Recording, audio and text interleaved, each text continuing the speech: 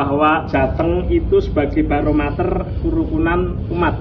Tentunya yang dimaksud kerukunan umat beragama. Karena tugas utama Kementerian Agama itu adalah memberagamakan umat beragama sesuai dengan agama masing-masing. Sehingga beliau sampaikan makin dalam pemahaman ajaran agama maka akan sejahtera.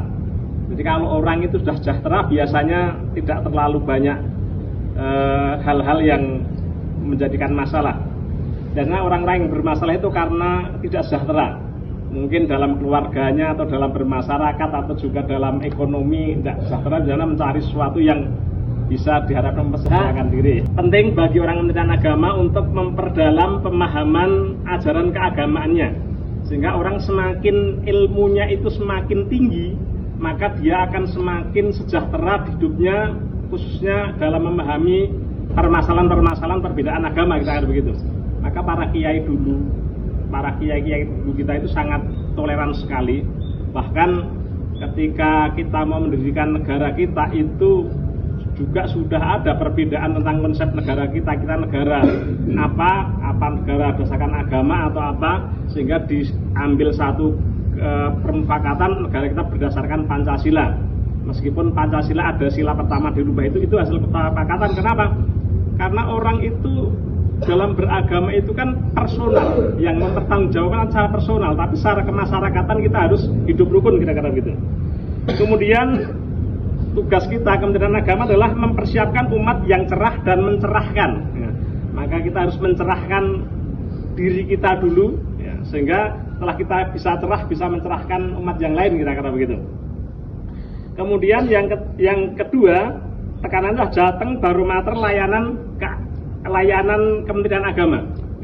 Sehingga Kementerian Agama itu kalau Jateng baik, ya ini bisa mungkin menjadikan atau salah satu parameter untuk Kementerian Agama menjadi baik, ya. Maka salah satu Kementerian Agama ada di Sukoharjo. Nah, Kementerian Agama Sukoharjo juga harus baik. Apa sering saya matur bahwa kita dalam memberikan layanan parameternya beda dengan dulu. Kalau orang dulu itu melayani dengan cara mereka untuk memperoleh sesuatu, tapi sekarang dengan regulasi yang ada tentunya kita harus sesuai dengan SOP yang ada. Sering saya matur, kalau itu bisa dipermudah, kenapa harus dipersulit? Kalau itu bisa dipercepat, kenapa harus diperlambat? Tentunya selama itu tidak melanggar regulasi atau ketentuan yang berlaku, ya. Maka kita harus tetap prinsip kita, kalau kita mempermudah orang lain, insya Allah kita nanti juga akan dipermudah oleh orang lain juga. Kalau kita melayani orang dengan baik, mempermudah, mungkin juga kalau kita belum mendapatkan pengembaliannya, ya mungkin anak cucu kita nanti juga akan mendapatkan layanan yang baik dari orang yang lain, kira-kira begitu. Maka kita prinsip kita membantu selama itu tidak melanggar regulasi ketentuan, maka kita harus laksanakan dengan sebaik-baiknya. Kemudian yang ketiga, pesan beliau buat kantor kita miniatur surga.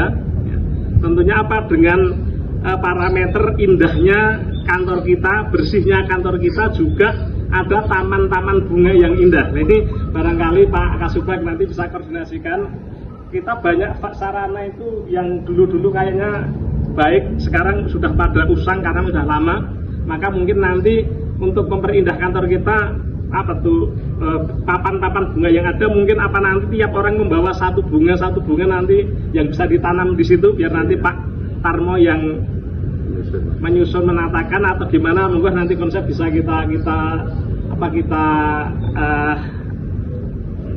simulasikan dan bisa kita bahas bersama. Tapi penting bahwa yang disampaikan kemarin di semua tingkatan, ya mungkin juga dari KUA, madrasah, itu diharapkan bahwa buat tempat kita, kantor-kantor kita ini seperti miniatur surga. Yang miniatur surga itu indah, nyaman, bersih, juga diasumsikan banyak bunga-bunga. Maka ketika ini ditata dan diatur dengan baik, maka akan menjadikan orang melihat tuh kantornya indah, kantornya baik, ya kira-kira begitu. Tentunya juga dengan kita sinergikan dengan pepatah Jawa, kalau kita ingin berbuat baik, prinsipnya juga akan kembali ke dari kita masing-masing, ya. maka sampai ajining diri ana ing kawat daring lati, ajining busana ana ing ajine salira ana ing busana, itu kembalinya ke kita. Kalau kita dengan orang lain sopan, maka orang juga akan segan kepada kita, maka semuanya itu kembali ke diri kita masing-masing. Kalau kita baik, maka kita semua yang akan menerima kebaikan juga ya. Saya kira itu Bapak saya hormati. Dan hari ini teman kita Bapak Kasih sudah ada satu yang pensiun atau tidak hadir ya. Kemarin kita sementara ya, kita PLT kan Pak Sukamdi untuk menghandle kontren karena dekat juga yang pertama, yang kedua saya kira juga mampu ya, karena kalau yang sudah pernah di Punten tetapi jauh nanti juga kurang sinergi, maka dekat. Yang penting apa? Koordinasi, insya Allah semua bisa terlaksana dengan baik. Terima kasih. Assalamualaikum warahmatullahi wabarakatuh.